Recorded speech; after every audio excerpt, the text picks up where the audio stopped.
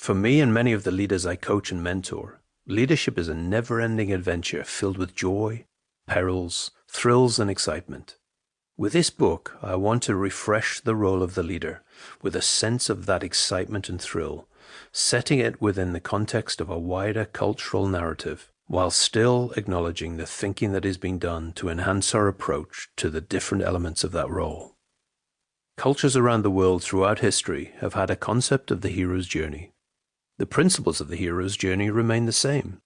A hero gets a call to adventure by a threat, is driven by purpose, gathers followers, meets a guide, crosses the threshold, faces challenges, has successes and failures, is helped by a wider group of followers, grows new skills, transforms, returns changed, tells the story, and the cycle goes on. In short, it is an adventure guided by the hero's purpose, through which those on the journey are transformed. You can recognize this hero in popular fiction. Consider Frodo in The Lord of the Rings or Harry Potter.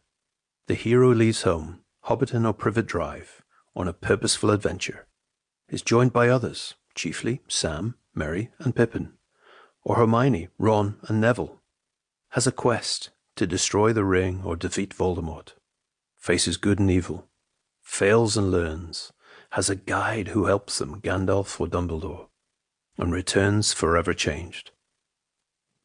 We all know of real-life heroes and their journeys, and all heroes go through a version of this journey. Consider Greta Thunberg, Mahatma Gandhi, Nelson Mandela, Richard Branson, and Steve Jobs. Their journey is an important part of how we see and understand them, and many people benefit from and are inspired by their stories. But what does this have to do with being more wrong?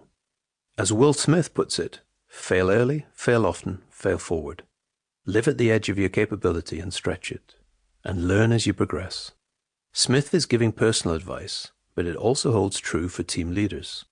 The hero's journey, with its trials and errors, is a framework for leadership and for being more wrong. It is not about sailing your ship in the harbor where the waters are calm.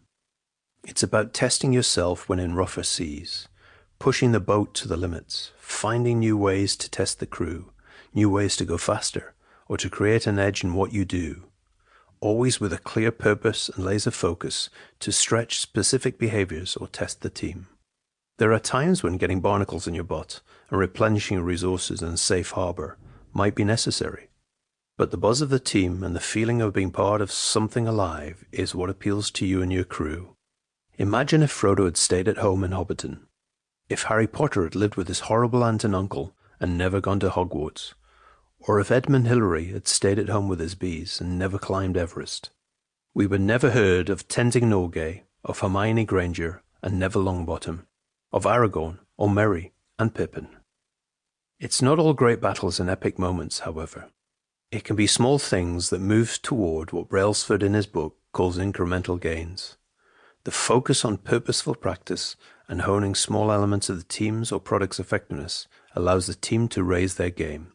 The smallest changes sometimes make the biggest difference, but they need to be made with a clear purpose in mind. Is it to win the America's Cup in sailing? To make the first truly electric car?